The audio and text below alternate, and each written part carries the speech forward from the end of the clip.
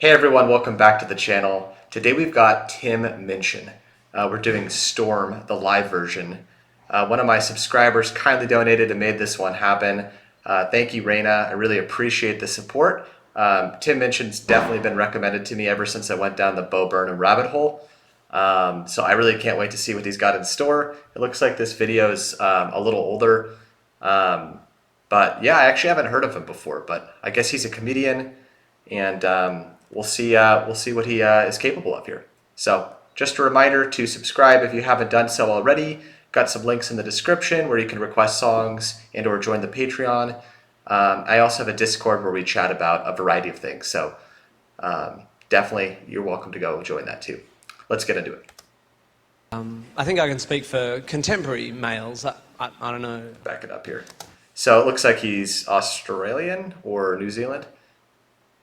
I think I can speak for contemporary males. I don't know if you guys agree. You get to that point in your life, like I think mostly in the early 30s for men anyway, where you start to realize that everything you want to say, everything you want to express in your life can't necessarily be expressed in comedy song.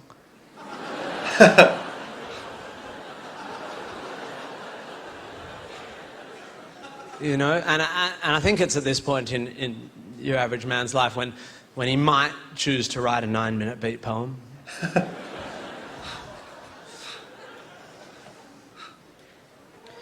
This is a 9-minute beat poem.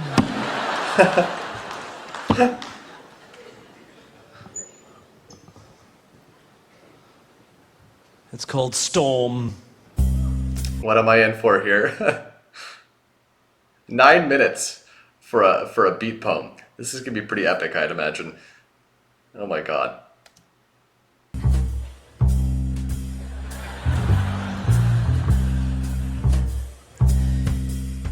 In a North London top floor flat, all white walls, white carpet, white cat, rice paper partitions, modern art and ambition. The host's a physician, bright bloke, has his own practice. His girlfriend's an actress, an old mate of ours from home. And they're always great fun, so to dinner we've come. Wow, okay, so this is gonna be pretty quick. A physician, he's got a girlfriend in a flat in London. Hold on. Old mate of ours from home, and they're always great fun, so to dinner we've come.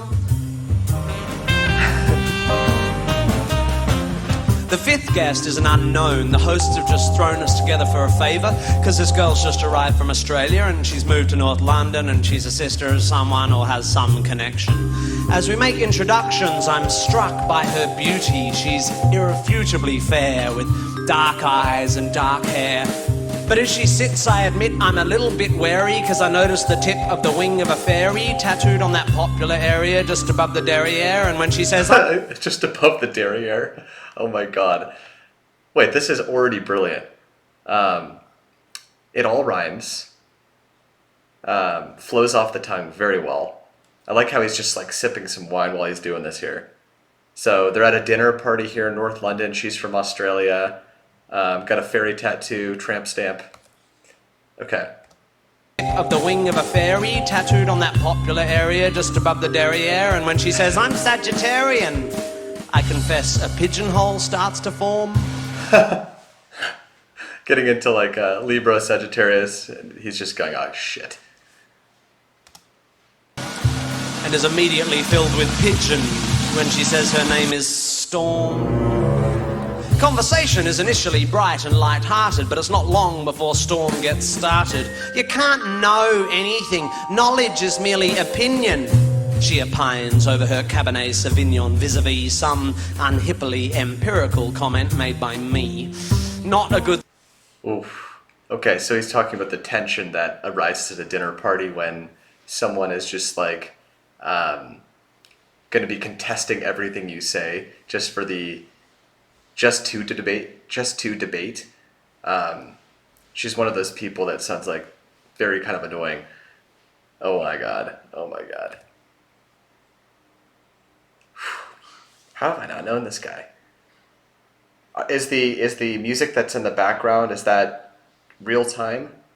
Because it's like sort of crescendoing as he says certain lines, right, for effect. Some unhippily empirical comment made by me. Not a good start, I think. We're only on pre-dinner drinks, and across the room my wife widens her eyes, silently begs me, be nice. A matrimonial warning not worth ignoring, so I resist the urge to ask Storm. A matrimonial warning not worth ignoring. Basically saying like, hey, cut it out. We're about to get into some shit if you make a impolite comment. A matrimonial warning not worth ignoring, so I resist the urge to ask Storm whether knowledge is so loose weave of a morning when deciding whether to leave her apartment by the front door or the window on her second floor. The food is delicious, and Storm, whilst avoiding all meat, happily sits and eats as the good doctor, slightly pissedly, holds court on some anachronistic aspect of medical history when Storm suddenly insists, but the human body is a mystery. Science just falls in a hole when it tries to explain the nature of the soul. My hostess throws me a glance. She, like my wife, knows there's a chance I'll be off on one of my rare but fun rants, but I shan't. My lips are sealed. I just want to enjoy the meal. And although Storm is starting to get my goat, I have no intention of rocking the boat. Although it's becoming a bit of a wrestle because, like her meteorological namesake, Storm has no such concerns for our vessel. Farmers... Ooh, that was very cool, like, metaphor within his little rhyme scheme there. So, and her name is Storm, rocking the boat, rocking the vessel that is this dinner party, right? And the conversation that goes with that, and all of the rippling effects that happen when someone makes an uncomfortable comment. This is really good. His lexicon is like super impressive. Super smart. He's captured something here. It's this deluge of commentary that people get very uncomfortable about, and they sort of dread dinner parties. Certain people do, because everyone's there to have like supposedly a fun time, yet most of the time it's just like either very awkward or boring. So you have to have a good middle, someone that's like able to like navigate the conversation and like bring people's perspectives in. And he's basically like the guy that like says whatever's on his mind and makes everyone feel like, ooh, this is good. Logical namesake Storm has no such concerns for our vessel. Pharmaceutical companies are the enemy. They promote drug dependency at the cost of the natural remedies that all our bodies need. They are immoral and driven by greed. Why take drugs when herbs can solve it? Why use chemicals when homeopathic solvents can resolve it? I think it's time we all return to live with natural medical alternatives. And try as I like, a small crack appears in my diplomacy dike. By definition, I begin, alternative medicine, I continue, has either not been proved to work or been proved not to work. Do you know what they call alternative medicine that's been proved to work? Medicine. So you don't believe in any natural remedies? On the contrary, Storm, actually, before we came to tea, I took a remedy derived from the bark of a willow tree. A painkiller that's virtually side effect free. It's got a weird name. Darling, what was it again? Masprin? Basprin? Oh yeah, aspirin, which I paid about $1 for down at the local drugstore. The debate briefly abates as my hosts collect plates. But when they return with desserts, Storm pertly asserts Shakespeare said it first. There are more things... Pertly asserts Shakespeare. Oh my god. This is nuts, the way it all flows together. And he's basically just talking. It is beat poetry here, but in a way I haven't seen it done before. Because it's very just like laissez-faire. Stream of consciousness a little bit. Wow, he's quite talented. Bringing up... I hate dinner parties. And of course there's always going to be someone there that like brings up like the pharmaceutical industry or like politics, and everyone's just like, no, let's not go down this route, please. Oh my god. The debate briefly abates as my hosts collect plates. But when they return with desserts, Storm pertly asserts Shakespeare said it first. There are more things in heaven and earth than exist in your philosophy. Science is just how we're trained to look at reality. It doesn't explain love or spirituality. How does science explain psychics, auras, the afterlife, the power of prayer? I'm becoming aware that I'm staring. I'm like a rabbit suddenly trapped in the blinding headlights of vacuous crap. The blinding headlights of vacuous crap. Trapped in the blinding headlights of vacuous crap. Maybe it's the Hamlet she just misquaffed, or the 6th glass of wine I just quaffed, but my diplomacy diet groans, and the asshole held back by its stones can be held back no more. My diplomacy diet groans. That's a very awesome way of saying I'm about to tear into you. Look, Storm, sorry, I don't mean to bore you, but there's no such thing as an aura. Reading auras is like reading minds, or tea leaves, or star signs, or meridian lines. These people aren't applying a skill. They're either lying or mentally ill. Same goes for people who claim to hear God's demands and spiritual healers who think they've got magic hands. By the way, why do we think it's okay for people to pretend they can talk to the dead? Isn't that totally fucked in the head, lying to some crying woman whose child has died and telling you you're in touch with the other side? I think that is fundamentally sick. Do we need to clarify here that there's no such thing as a psychic? What are we, fucking two? Do we actually think that Horton heard a who? Do we still believe that Santa brings us gifts, that Michael Jackson didn't have facelifts? Are we still so stunned by circus tricks? Thought it was going to go a different way with Michael Jackson there. Although it looks like it was filmed maybe before all of the Michael Jackson stuff went down. Oh my god, this is brilliant. Yes, that Michael Jackson didn't have facelifts? Are we still so stunned by circus tricks that we think the dead would want to talk to pricks like John Edward? Storm, to her credit, despite my derision, keeps firing off cliches with startling precision, like a sniper using bollocks for ammunition. You're so sure of your... A sniper using bollocks for ammunition. Like, literally bullshit loaded into the bazooka or sniper rifle. Position, but you're just closed-minded. I think you'll find that your faith in science and tests is just as blind as the faith of any fundamentalist. Wow, that's a good point. Let me think for a bit. Oh wait, my mistake, that's absolute bullshit. Science adjusts its views based on what's observed. Faith is the denial of observation so that belief can be preserved. If you show me that, say, homeopathy works, then I will... Belief can be preserved based on what's observed. Faith is the denial of observation so that belief can be preserved. Faith is the denial of observation so that faith can be preserved, right? Because if you actually observe what's going on, your faith would shatter. There's this It's Always Sunny in Philadelphia episode where this whole debate about evolution and God is done in the most brilliant manner because both sides are just like completely one-upped by each other in the most comedic way, but this is very much so like in that track. What's observed. Faith is the denial of observation so that belief can be preserved. If you show me that, say, homeopathy works, then I will change my mind. I will spin on a fucking dime. I'll be as embarrassed as hell, but I will run through the streets yelling, "It's a miracle! Take physics and bin it! Water has memory, and whilst its memory of a long-lost drop of onion juice seems infinite, it somehow forgets all the poo it's had in it. You show me that it works and how it works, and when I've recovered from the shock, I will take a compass and carve fancy that on the side of my cock."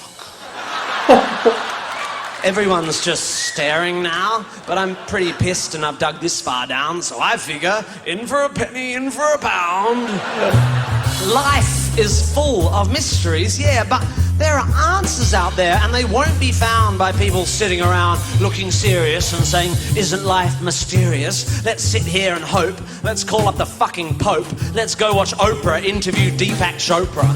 If you want to watch telly, you should watch Scooby-Doo. That show was so cool because every time there was a church with a ghoul or a ghost in a school... He's even doing it in the like, "Rooba-dooba-doo." It was so cool because every... That's on purpose, right?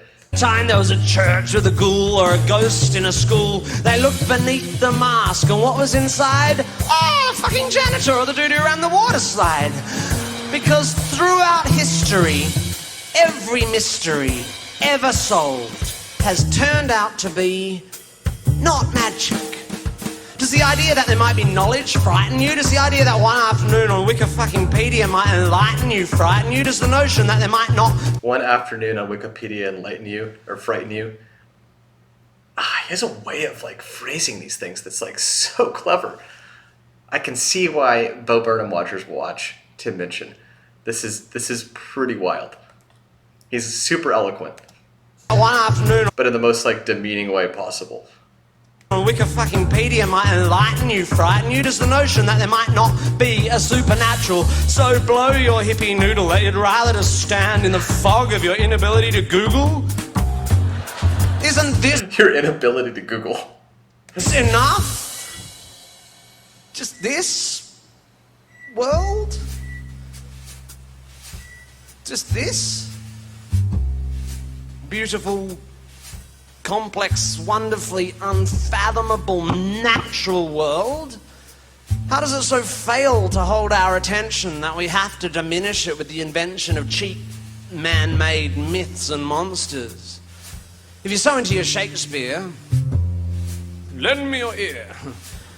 To gild refined gold, to paint the lily, to throw perfume on the violet, it's just fucking silly. To gild the gold, to put perfume on the lily, right? So just like essentially trying to adorn things that are already naturally beautiful with like a mask or more bullshit in an attempt to like explain them or make them more palatable. Or something like that. Or what about Satchmo? I'll see trees of green, red roses too. And fine, if you wish to glorify Krishna and Vishnu in a post-colonial, condescending, bottled up Krishna and labelled Vishnu, kind of way, yeah. then whatever, that's okay. Vishnu. But here's what gives me a hard on. I am a tiny, insignificant, ignorant bit of carbon. I have one life. So he's agnostic, atheist, believes in entropy, complete, random chaos. Gotcha. Insignificant, ignorant bit of carbon. I have one life, and it is short and unimportant, but thanks to recent scientific advances, I get to live twice as long as my great uncles and aunts. Twice as long to live this life of mine. Twice as long to love this wife of mine.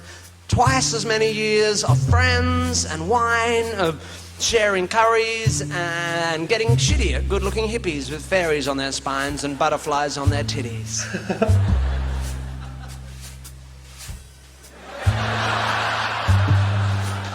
And if perchance I have offended, think but this and all is mended.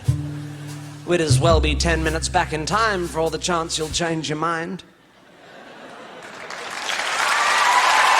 So he's saying that even though he like eloquently laid out an argument, everyone's going to forget this. Everyone believes what they want to believe, and they continue down their roads of like what they believe is fact. Everyone chooses to chase fiction if it fits their reality better. That was so good and so ridiculous. Damn. I don't know how I don't know this man. Tim Minchin Storm. I was hoping to hear what Storm was going to say back to him in response, but wow. That was amazing. Rana, thank you so much. So does he do like specials? Is this like, there's this other Australian comedian named Jim Jeffries that does these like, long atheist rants that back in the day that were super funny, like emotionally charged. But this here has like real substance to it, meat on the bones in terms of the words he's using, the rhyme scheme. Like that was really compelling to watch. And I love when comedians just like have a flask of, liquor or whatever they have to accompany themselves. Like he looks like he's having the time of his life up there, just like whatever. A little bit of Johnny Depp swagger to him, Awesome. Thank you so much. I really appreciate that. What else should I do from Tim Minchin? I'm a fan. Definitely like super intelligent, but also makes everything funny. That was a pleasure to watch. If you made it this far, Feel free to subscribe, helps me out. Leave me a comment. I try to get back to everyone, okay? And I'll see you in the next one.